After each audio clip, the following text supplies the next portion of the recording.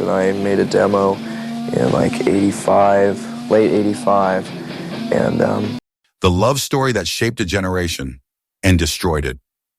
The world remembers Kurt Cobain as the reluctant voice of a generation, a man who never wanted fame but couldn't escape it. And standing right beside him, tangled in the same whirlwind of noise, drugs, fame, pressure, and rebellion, was Courtney Love. Their love story wasn't the soft, romantic narrative fans wanted. It was a storm, a fire, a chemical reaction at the wrong temperature, and it burned everything it touched. From the outside, they looked like the wild royalty of the grunge era, two rebels who found each other in the chaos. But the closer you got, the more the picture cracked. Behind the magazine covers and MTV interviews was a relationship that felt less like romance and more like a battle. A battle with fame, with addiction, with each other, and with the growing darkness inside Kurt that no one could fully reach. The shock began early. Even in the first months of their relationship, fans, friends, and musicians whispered that something was wrong. Courtney was explosive, unpredictable, magnetic. Kurt was fragile, withdrawn, painfully sensitive. Together, they created a force so volatile that even those closest to them were afraid of how it would end. And in Hollywood, behind closed doors, everyone sensed the same thing. This was a love story heading toward tragedy. But no one expected the tragedy to swallow a generation. Before Francis Bean was born, before Nirvana became a religion, before millions of people started debating whether Courtney saved Kurt or destroyed him, there were warning signs. Chaos followed them, and scandal followed the chaos. Courtney's drug rumors, Kurt's spiraling depression, fights so intense the police were called, love letters turning into threats, rehab turning into escape, and an incident in Rome that would later become one of the most debated moments in rock history. Those were not isolated moments. They were alarm bells. And every alarm foreshadowed what would eventually come on that cold morning in April 1994, when the world learned that Kurt Cobain was gone. And Courtney Love instantly became the most hated, most investigated, and most controversial widow in music history. But between the screaming headlines and the conspiracy theories lies the real story. The painful, complicated, human truth of how two broken people became addicted to each other in a way no one could stop. This is the scandalous, heartbreaking rise and collapse of Kurt Cobain and Courtney Love. The love story that the world still cannot agree on. Two childhoods, two storms, destined to collide.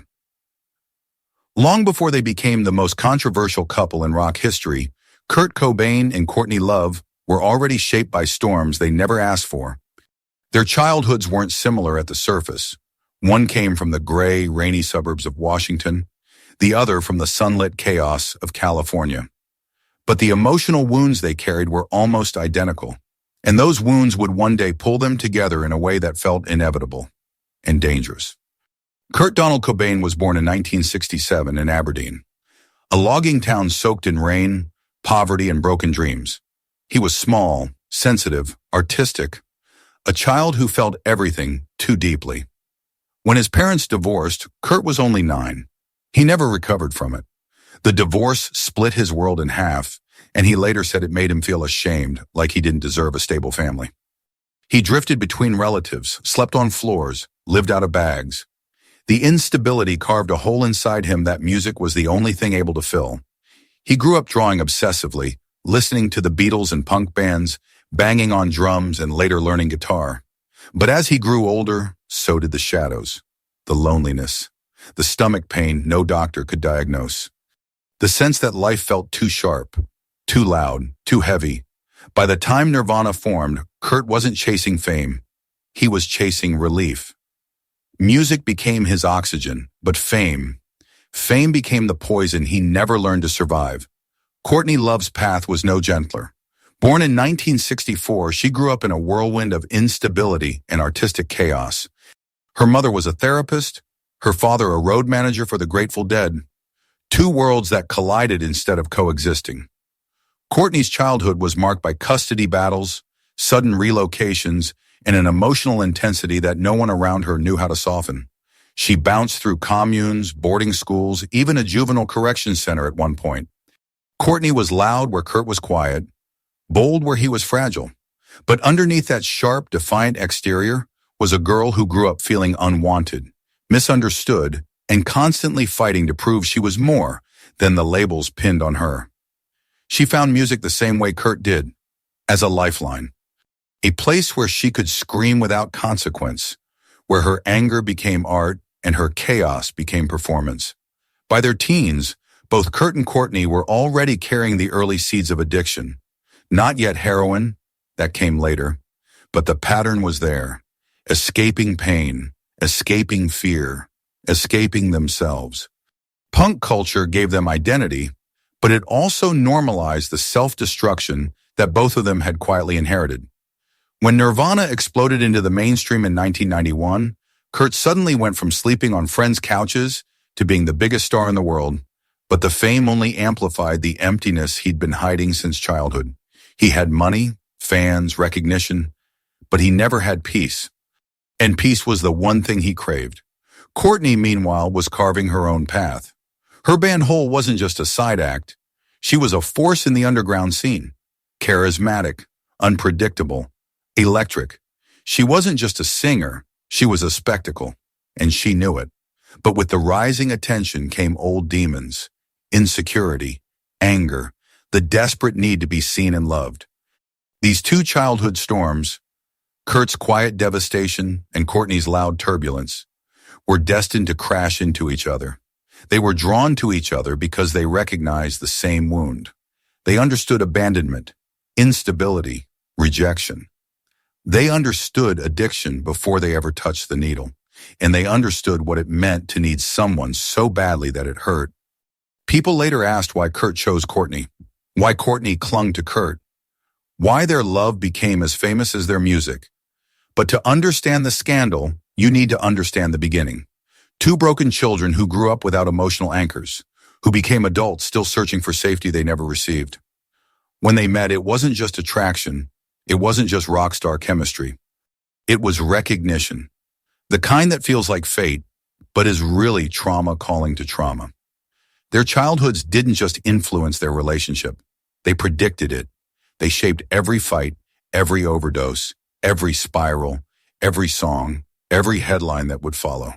Because two storms don't calm each other, they merge. And when Kurt Cobain and Courtney Love collided, the world would never be the same again. When fire meets fire, something always burns. The first time Kurt Cobain and Courtney Love crossed paths, it didn't look like destiny. It looked like trouble waiting for a spark. The year was 1990, and the Pacific Northwest music scene was tiny enough that everyone eventually ran into everyone else. But Courtney wasn't just another face in a smoky club. She studied Kurt before she ever spoke to him. She watched him like someone trying to understand a language she already sensed was important. Kurt, on the other hand, noticed her for a very different reason. She was chaos incarnate, loud, sharp, brilliant, unpredictable. She walked into a room like she owned it, even if she had nothing but a dirty pair of boots and a half-broken cigarette. And yet, beneath the bravado, she carried the same loneliness Kurt always felt in himself. Their chemistry was instant, but it wasn't soft. It was collision. Courtney flirted aggressively. Kurt avoided eye contact. She touched him first. He pulled back. But even when he pulled back, she could feel that magnetic storm behind his eyes. They circled each other for months, sometimes bumping into each other backstage, sometimes exchanging brief conversations that felt more like challenges than introductions. There was tension in every moment, and everyone around them felt it. Some people joked they would end up together. Others warned it would be a disaster. Both groups were right. When Nirvana's Nevermind exploded in late 1991, everything changed. Kurt went from obscure grunge frontman to the most recognized voice of a generation. Fame hit him like a weapon. Cameras, reporters, constant attention, expectations he never asked for. It was all too much. And in the middle of that overwhelming rise, Courtney stepped in with the opposite energy. She was bold where he was shrinking. She was unapologetically loud while he was suffocating silently. She made him laugh at a moment when he was collapsing under the weight of global fame. She gave him affection without hesitation, something he had never fully experienced. And for the first time in months, Kurt felt less alone. Courtney didn't fall for Kurt because he was famous. She fell for him because behind the noise, he was tender, painfully honest, and wounded in a way she recognized intimately. And Kurt, who never trusted easily, felt seen by her in a way he had never experienced. Their love didn't grow slowly. It detonated. They went from flirting to calling each other every night, from calling each other every night to staying together for days without leaving the apartment. They shared music, notebooks, childhood stories. They shared silence. They shared drugs. They shared pain. They shared everything too quickly, too intensely, too dangerously. Friends watched them together and felt uneasy. One of Kurt's closest confidants described their relationship as two meteors on a collision course. Even bandmates sensed that something overwhelming was forming, something that could either save Kurt or break him. Then came the moment that sealed everything. Courtney became pregnant. When she told Kurt, he reacted with a tenderness that surprised everyone who knew him. He wanted a family. He wanted stability. He wanted a life that didn't revolve around the chaos of fame. And Courtney, for a brief moment, wanted the same. Just weeks later, in February 1992, they married on a beach in Hawaii. Kurt wore pajamas. Courtney wore a satin dress once owned by Francis Bean's namesake, Francis Farmer, another troubled icon who lived and died under the weight of fame. It was a symbolic choice, and perhaps a warning no one recognized in time. Their wedding wasn't glamorous. It wasn't polished. It wasn't even well attended. Most of Nirvana didn't show up. Many friends didn't approve, but none of that mattered to them. In that moment, Kurt thought he had found his safe place. And Courtney believed she had found someone who understood her in a way no one else ever did. For a moment, a brief, fragile moment, they were happy. They dreamed about raising their daughter away from Hollywood. They talked about writing music together. They talked about escaping the industry altogether before it swallowed them alive. They imagined a future that felt soft, domestic, almost shockingly normal for two people built from chaos. But the world had other plans. As the birth of their daughter approached, an article published in Vanity Fair detonated like a bomb. The scandalous claim that Courtney had used heroin while pregnant. The media exploded. Child Protective Services intervened. Lawyers became involved. Headlines spread faster than the truth. And just like that, the love story that had begun with electric intensity now faced its first public crucifixion. The pressure crushed the quiet refuge Kurt had been trying to build. The shame, the scrutiny, the accusations. It all reignited the old wounds he'd carried since childhood. And Courtney, instead of calming the storm, became part of it. Their love had started as fire meeting fire. Now the flames were beginning to burn out of control. Addiction doesn't just destroy a life, it destroys a love story. The Vanity Fair article didn't just stain their public image, it shattered the fragile balance holding their relationship together. Overnight, the world turned on them. Strangers called them unfit parents. Journalists camped outside their home. News anchors dissected their every move. Child Protective Services questioned their ability to raise their daughter. That pressure seeped into the cracks already forming inside their marriage. And instead of pulling together against the storm, Kurt and Courtney began to drift down two different currents of pain. Courtney tried to fight the headlines loudly, angrily, publicly. She pushed back, defended herself, bit back at reporters, lashed out at anyone who doubted her. She approached the crisis the only way she knew how, with noise. Kurt approached it with silence. He internalized everything, blamed himself for the chaos, withdrew, let the shame eat him alive. The more Courtney fought outward, the more he collapsed inward. This difference, this emotional split, became the core of their unraveling. They weren't fighting each other yet, but they were no longer fighting the world together. And as the pressure mounted, addiction took over. Heroin became the third partner in the marriage Kurt had been struggling for years, using heroin as self-medication for both emotional pain and a debilitating stomach condition doctors could never diagnose. Fame made everything worse. Touring made withdrawals unbearable. And now the public humiliation around the Vanity Fair article pushed him deeper into dependence. Courtney, already using heavily herself, tried to manage the chaos instead of escaping it. Sometimes she joined him. Sometimes she tried to control him. Sometimes she tried to quit. Sometimes she encouraged him to quit. But more often than not, they enabled each other.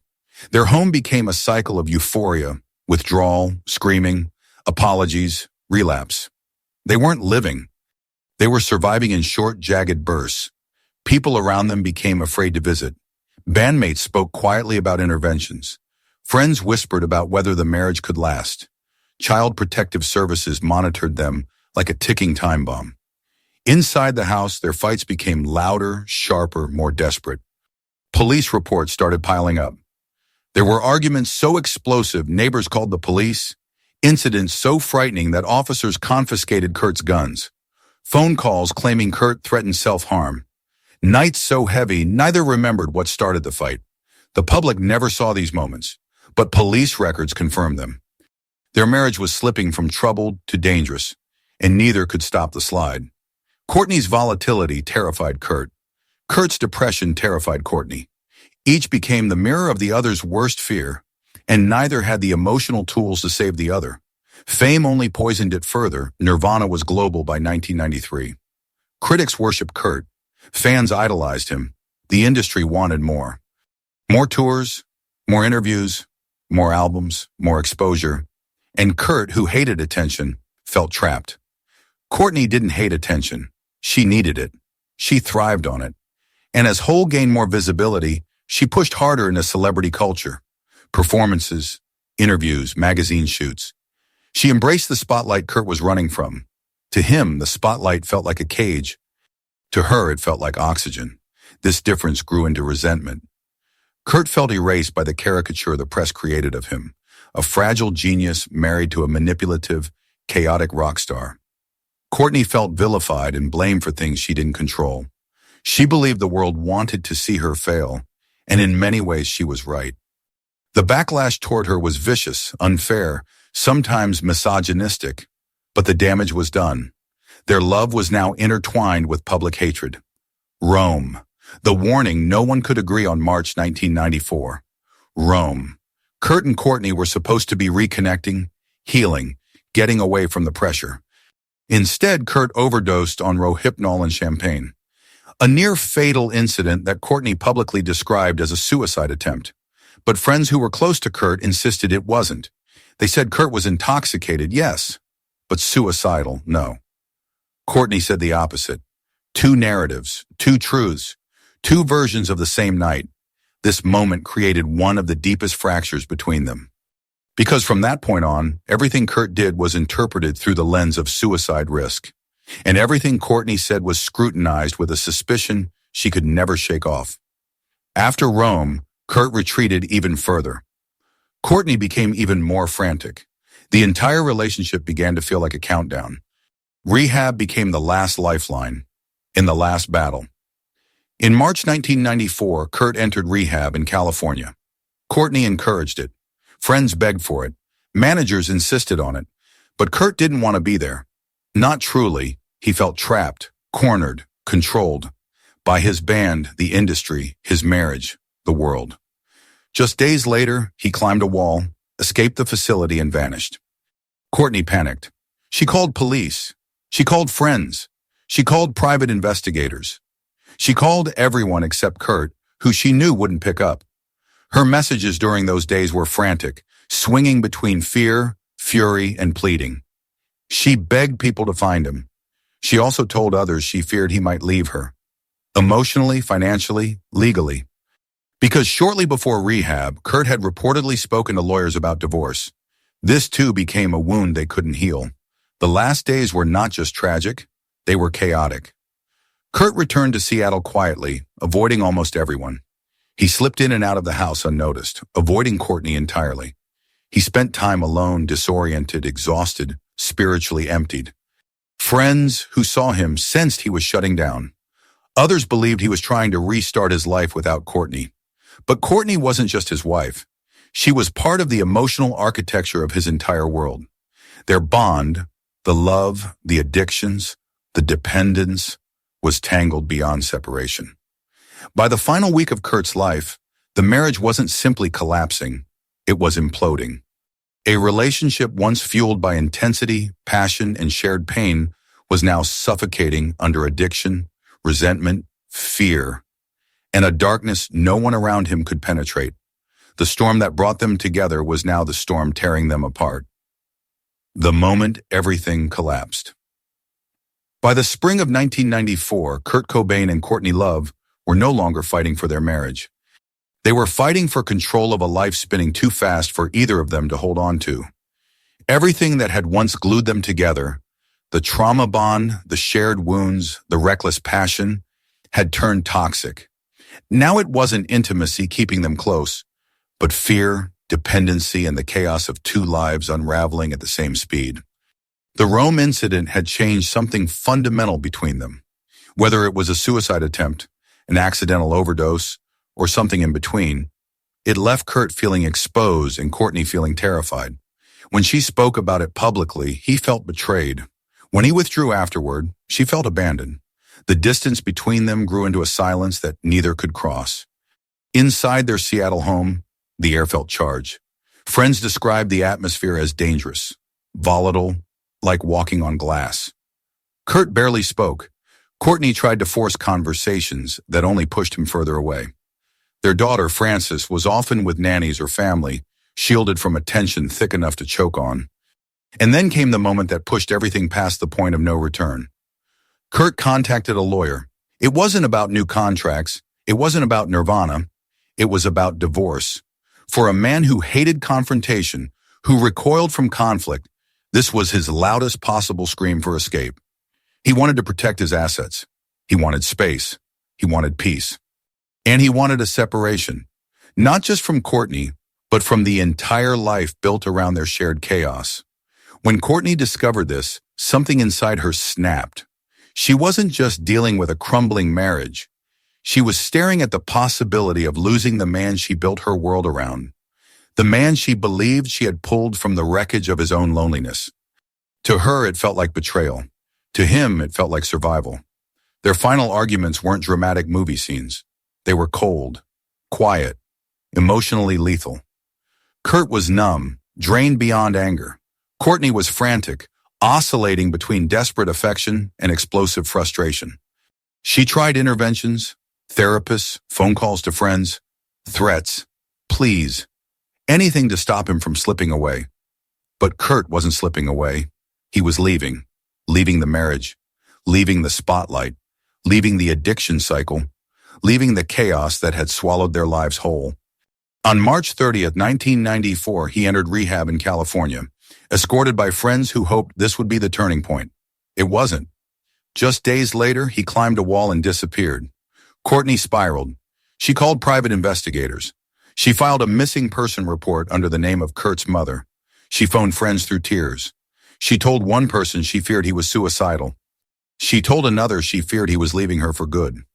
Meanwhile, Kurt returned to Seattle quietly, alone, determined to disconnect from everyone and everything. Friends who briefly saw him described him as exhausted, hollowed out, speaking softly, moving slowly. A man who had reached the absolute threshold of what a human heart can carry. Their marriage had already ended, not with one catastrophic fight, but with a final silence that felt like the closing of a door. The true breaking point wasn't a single moment. It was the accumulation of all the moments that led there. The addiction, the pressure, the Rome incident, the public scrutiny, the financial fears, the emotional wounds neither had healed. The divorce papers that never got signed but changed everything. By the first week of April, Kurt and Courtney weren't husband and wife in any meaningful sense. They were two people tethered only by history, heartbreak, and a daughter too young to understand the storm around her. The tragedy that followed would rewrite rock history. But the breaking point, the moment their love story truly ended, happened before the world ever knew. It happened when Kurt decided he could no longer survive inside the life he had built with Courtney. And it happened when Courtney realized she could no longer stop him from leaving. Their relationship didn't explode. It dissolved, quietly, fatally, like a flame running out of oxygen. After the silence came the storm. When news broke on April 8, 1994, that Kurt Cobain had died, the world froze. Millions of fans cried. Radios went silent. MTV ran tributes that sounded more like eulogies for an entire generation. But while the public mourned, Courtney Love found herself standing in the middle of a firestorm unlike anything Hollywood had ever witnessed. Within hours, sympathy turned into scrutiny, support turned into suspicion, and grief twisted into the ugliest backlash of the decade.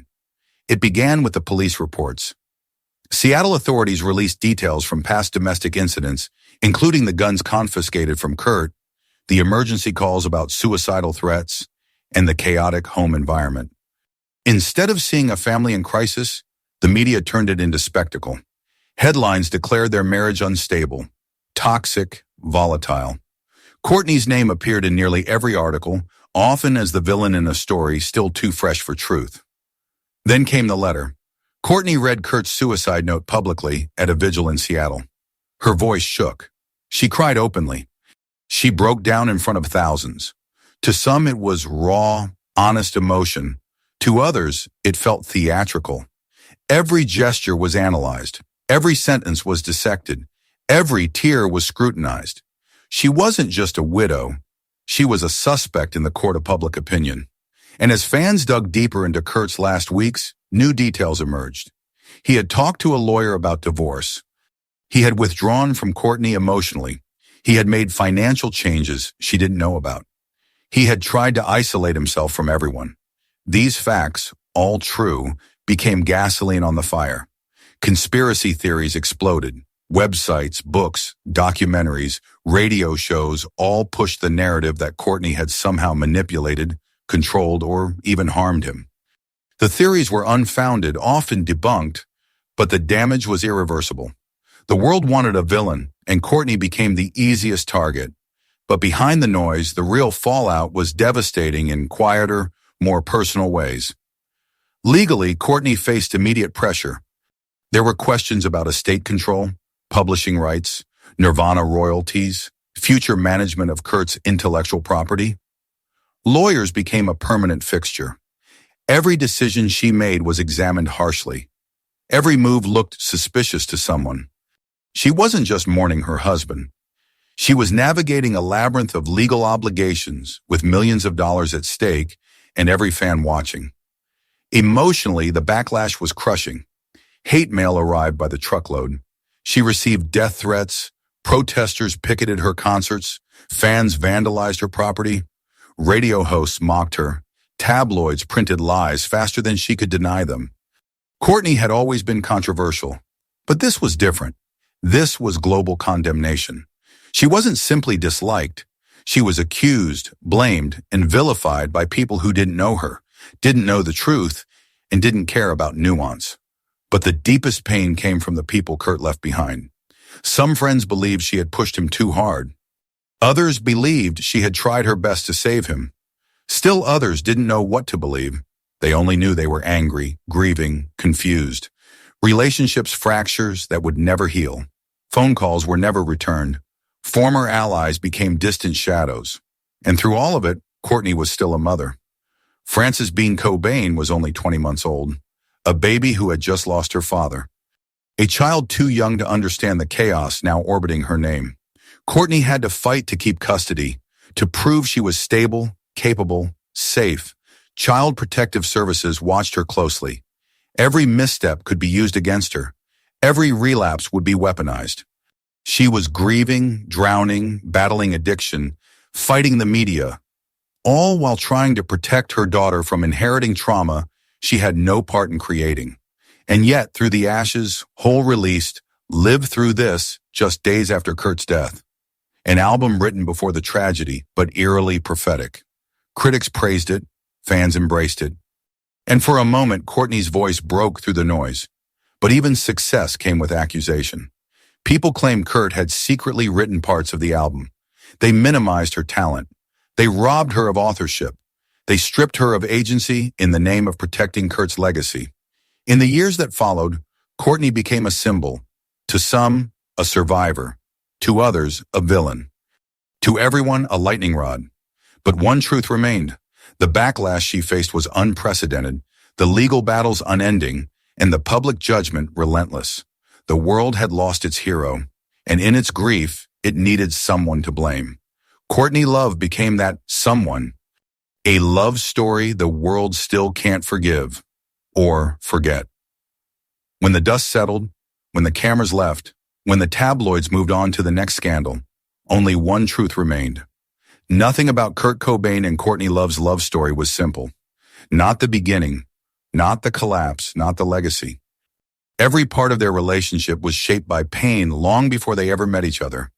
Two childhoods marked by instability, two hearts held together by wounds that matched too perfectly. To this day, people still argue about what happened between them. Some say Courtney was the force that pulled Kurt into the darkness. Others say she was the only one who tried to pull him out. Some say their marriage destroyed him. Others say it was the only family he ever really had. And the truth, the painful human truth, lies in the space between those extremes. Because their story wasn't a fairy tale or a murder mystery. It was two broken souls colliding in a world too loud, too demanding, too brutal for someone as sensitive as Kurt. Fame swallowed him long before addiction did. Pressure crushed him before marriage ever could. And Courtney, with all her flaws, chaos, and mistakes, was trying to love someone who was fighting battles none of us could see. Their relationship didn't just explode because of drugs or fame. It broke under the weight of expectations, trauma, fear, and the haunting reality that sometimes two people can love each other so deeply. They end up hurting each other in ways they never intended. Today, Kurt's legacy is untouchable. His music changed culture. His voice still echoes across generations. His death became the scar of an entire era. Courtney's legacy is more complicated, tangled in controversy, overshadowed by public judgment, reinterpreted through the lens of grief and rage. But whatever people think of her, one fact is undeniable. She carried the heaviest burden. The burden of raising their daughter alone, the burden of surviving a storm that destroyed the man she loved, the burden of being blamed for something she may never be forgiven for. In the end, their story is neither hero nor villain. It is tragedy, pure, devastating tragedy, a love born in chaos, a marriage poisoned by fame, a bond that burned too hot for either of them to survive. And decades later, the world is still trying to understand them, still arguing, still grieving, still unable to look away. Because some love stories don't fade, they haunt, they echo. And the story of Kurt Cobain and Courtney Love remains one of the most haunting tales Hollywood has ever known.